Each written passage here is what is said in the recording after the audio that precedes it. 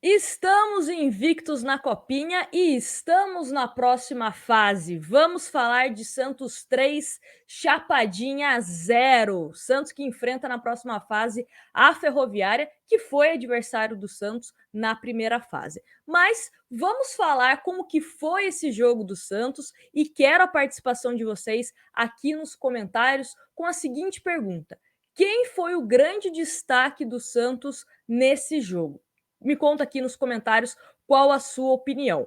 Mas falando, né, de como foi a construção desse resultado do time do Santos, obviamente passou no primeiro tempo. Tivemos um primeiro tempo bastante movimentado do time do Santos, um time indo para cima, criando oportunidades com o time titular, né? E na segunda etapa, obviamente, já com o resultado construído do primeiro tempo, o Helder acabou fazendo algumas substituições, né? Fez todas as substituições que tinha direito, e aí um Santos, até mesmo pela questão, né, de entrosamento, ficou um pouco abaixo, já não tinha muito por que correr, né? Já estava 3-0, então o Santos muito mais contido, digamos assim, no segundo tempo. As melhores oportunidades foram criadas na primeira etapa e o time do Chapadinha, da Chapadinha, enfim, não teve tantas chances assim, né? Os poucos momentos que tentaram fazer alguma coisa, o Santos, de uma certa forma, conseguia neutralizar, ou a bola ia para fora, enfim, acho inclusive que a melhor chance, né, deles foi uma falta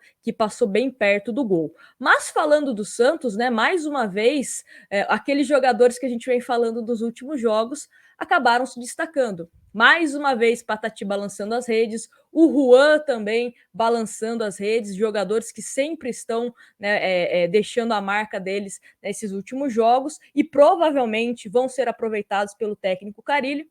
Mas hoje, quem abriu o placar foi o Jonathan. E eu quero falar sobre esse gol do Jonathan, né? Porque começou de um cruzamento totalmente errado, que deu totalmente errado, né? Esse cruzamento não encontrou ninguém.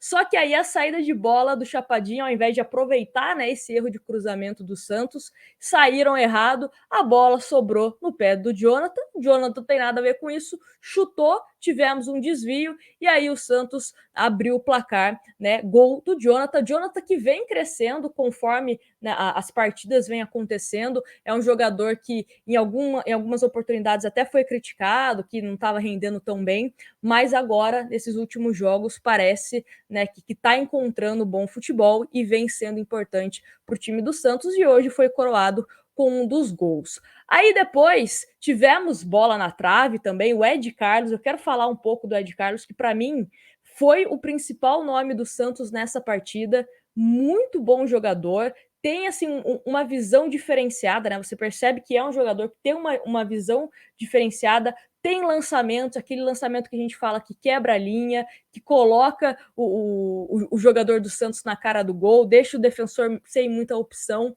Então é um jogador um pouco mais diferenciado, digamos assim, né? Só a parte física do Ed Carlos que eu acho que pode ser um problema, principalmente pensando em profissional, né? Inclusive, quando a gente trouxe aqui os jogadores do Santos que podem ser promovidos ao elenco profissional, por enquanto o Ed Carlos não aparece nessa lista. Ed Carlos, para quem não conhece, veio da base do São Paulo e é um jogador que eu acredito que trabalhando essa parte física tem tudo, né, para ter boas oportunidades, até mesmo no time principal do Santos.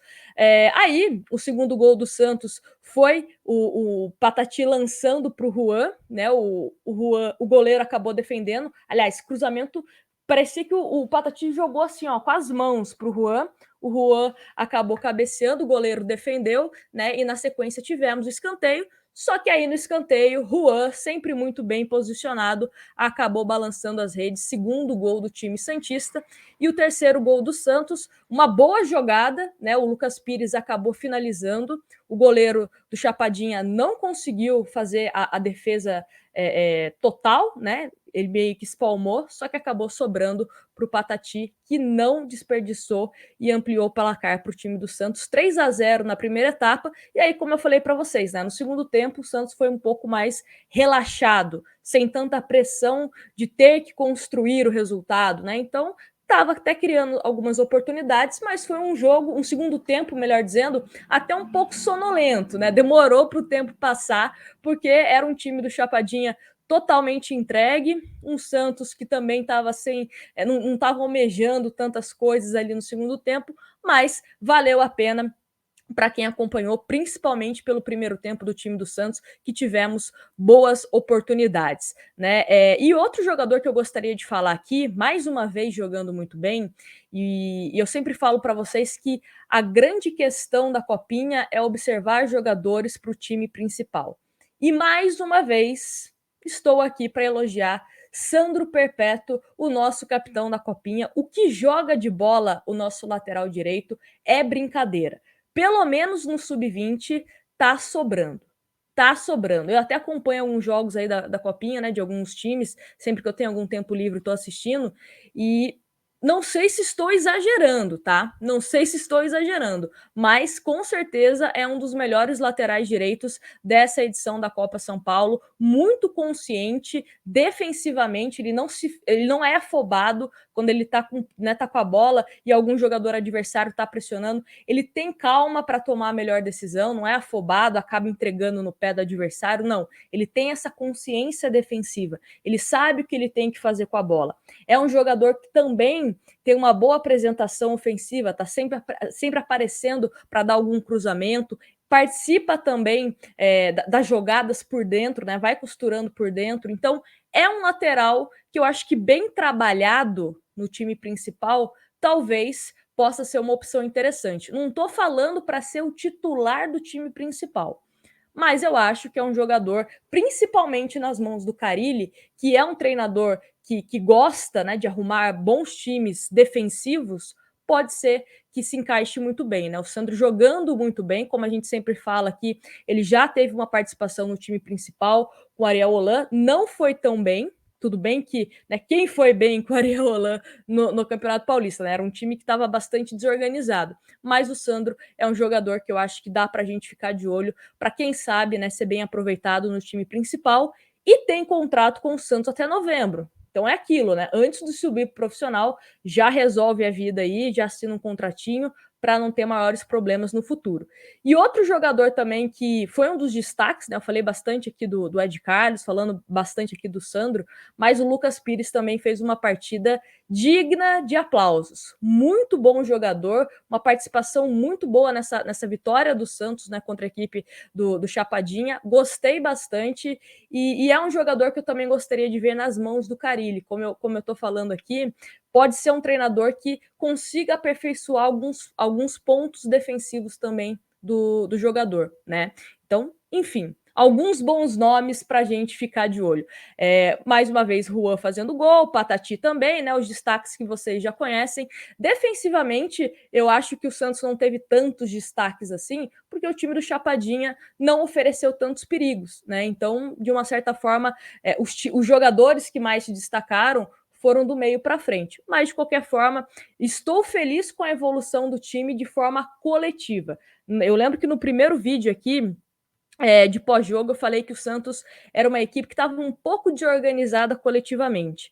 Só que, com o passar dos jogos, né, com o entrosamento, os jogadores já entendendo o que o Helder quer, o Helder entendendo também os jogadores, um Santos um pouco mais organizado. Não sofre. Basicamente isso, né? O Santos que não sofre nos seus jogos. Obviamente que agora que começa a aumentar o nível de exigência da Copinha. Mas, né, a gente tem que analisar com o que temos. O que temos é isso, um Santos defensivamente muito bem e um Santos também resolvendo lá no ataque com bons nomes para a gente ficar de olho. Uma coisa, eu não quero ficar muito criticando aqui jogador, porque eu sempre falo que a Copinha é mais para a gente observar atletas que a gente pode aproveitar no profissional, mas o Diógenes eu acho que está se destoando de forma negativa, né? É um goleiro que não me passa tanta segurança. E por que eu estou falando do Diógenes? Porque na última temporada, em 2021, ele estava sendo relacionado, né, como goleiro reserva ali no time principal. Então, é por conta disso, tá? Por conta disso. Talvez o Azul tenha que também, né, ter alguns ajustes aí para que o Diógenes consiga ser um goleiro um pouco mais seguro. Pelo menos nessa copinha não está me passando tanta segurança, tá bom? Mas é isso. Quero saber a opinião de vocês, principalmente qual foi o destaque do Santos na partida. Então, me conta aqui nos comentários. Não esquece de deixar o seu like, que ajuda demais o canal. Ajuda demais o canal. E se você está aqui pela primeira vez, seja bem-vindo e se inscreve para você não perder nenhum vídeo de Santos Futebol Clube. Um grande abraço para vocês.